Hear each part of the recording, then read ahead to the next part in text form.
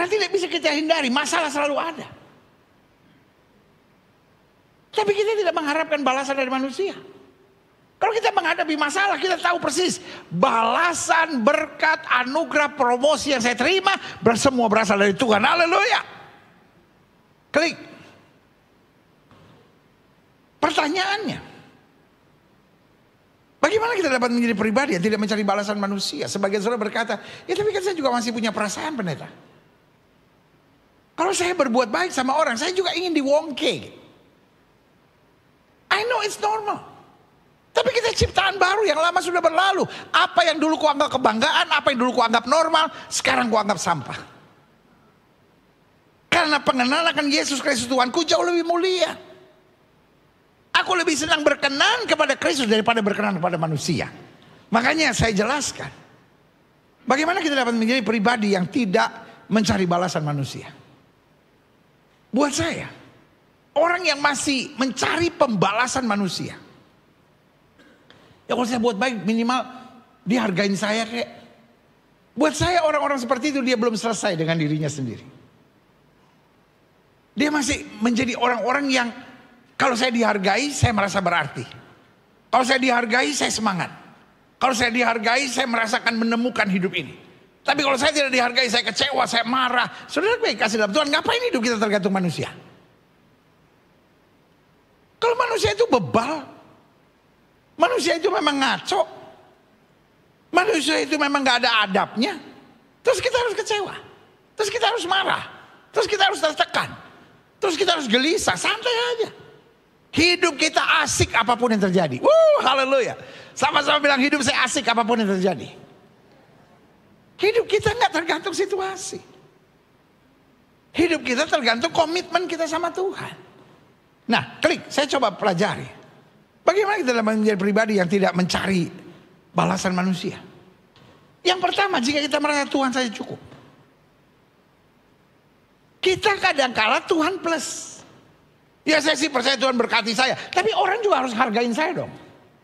Wah kalau kita gak dihargain, kita berontak, kita marah, kita kecewa, kita tertekan. Santai bro. Sis, santai sis. Anak-anak Tuhan Yesus, om dan tante, santai. We are not living in Eden yet. Kita bukan belum tiba di sorga. Tuhan saya cukup.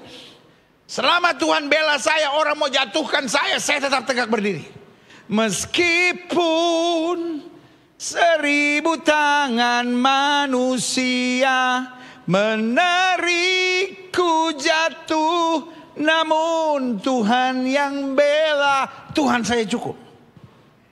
1000 tangan mau jatuhin saya, tangan Tuhan akan angkat dan bela kita. Haleluya. Sama-sama bilang Tuhan saya cukup. Sama-sama bilang Tuhan saya cukup. Sama-sama bilang Tuhan saya cukup. Hari ini saya mau terbakar roh saudara. Kita jadi Kristen yang agak crazy, agak gila-gilaan. Pokoknya bagi kita Tuhan saya cukup. Orang mau hina, orang mau jatuhin, orang mau tertawakan, orang mau kecewakan. Tapi kalau Tuhan yang bela dan sertai kita, kita lebih daripada orang-orang yang menang. Haleluya. Pulang dari gereja, kalau orang tanya bagaimana tadi Gilbert? Gilbert gak ada.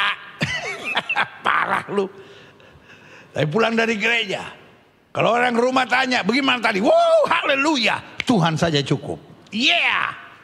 Amin. Kita sebentar lagi akan memasuki minggu depan, kita sudah masuk pada bulan terakhir di tahun ini. Saya mau pernyataan ini membara di hati saudara. Tuhan saya cukup.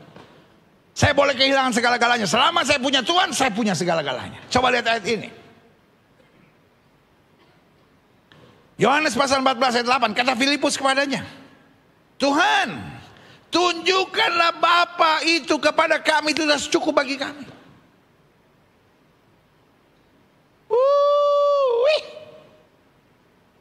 Kalau kita orang-orang yang Tuhan saya cukup buat kita, maka yang pertama kita akan menghadapi semuanya dengan senyum.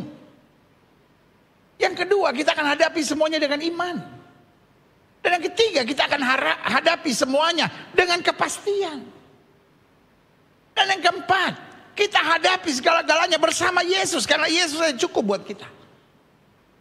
Sama-sama bilang Yesus saja cukup buat saya. Haleluya. Yang kedua. Oh, masih di poin pertama ini 2 Korintus 12 ayat 9. Nah, ini dia. Tapi jawab Tuhan kepadaku, cukuplah kasih karuniaku bagimu. Justru dalam kelemahanlah kuasaku menjadi sempurna. Justru kalau kita bergantung sama Tuhan, ketika kita kehilangan segala-galanya, ketika kita dalam kelemahan, justru kita akan melihat kuasa Tuhan sempurna. Sebab itu kata Paulus, apa terlebih suka aku bermegah atas kelemahanku supaya kuasa Kristus turun menaungi aku. Sama-sama bilang Kristus saya cukup. Klik. Mazmur 17 ayat 15. Saya mau poin ini sudah jelas betul dasar firman Tuhannya. Tetapi aku dalam kebenaran akan kupandang wajahmu, dan pada waktu bangun aku akan menjadi puas dengan rupamu. Kita puas kalau apa yang kita mau terjadi. Kita puas kalau duit kita cukup. Kita baru bisa puas kalau kita udah gak ada masalah, gak ada persoalan lagi. Tapi hari ini saya mau bilang, pemazmur di tengah situasi yang tidak menyenangkan, aku bangun pagi dan aku puas dengan engkau karena aku memandang wajahmu. Orang-orang yang menyadari Tuhan saja cukup akan menjadi orang yang tahu apa artinya puas. Mungkin yang dia dapatkan tidak seperti apa dia harapkan, tapi dia puas. Mungkin apa yang dia doakan belum terjadi, tapi dia puas. Karena dia tahu yang Tuhan berikan selalu yang terindah, terdasar, terluar biasa. Haleluya, klik.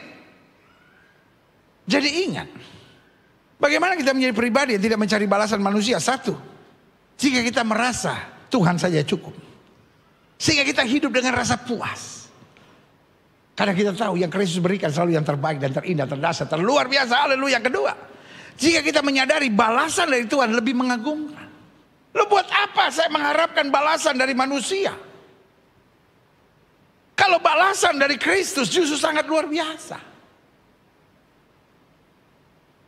Orang yang mencari balasan manusia, orang yang mencari perkenanan manusia, karena pikir kalau manusia sudah beri itu sudah segala-galanya.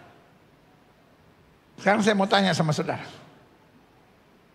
Kalau Yesus yang berkati saudara dibanding dengan manusia berkati saudara, mana lebih hebat? Jawab dong. Sepi amat. Kalau Yesus yang berkati saudara sama manusia yang berkati saudara, mana yang lebih hebat? Saya memilih berkat dari Tuhan.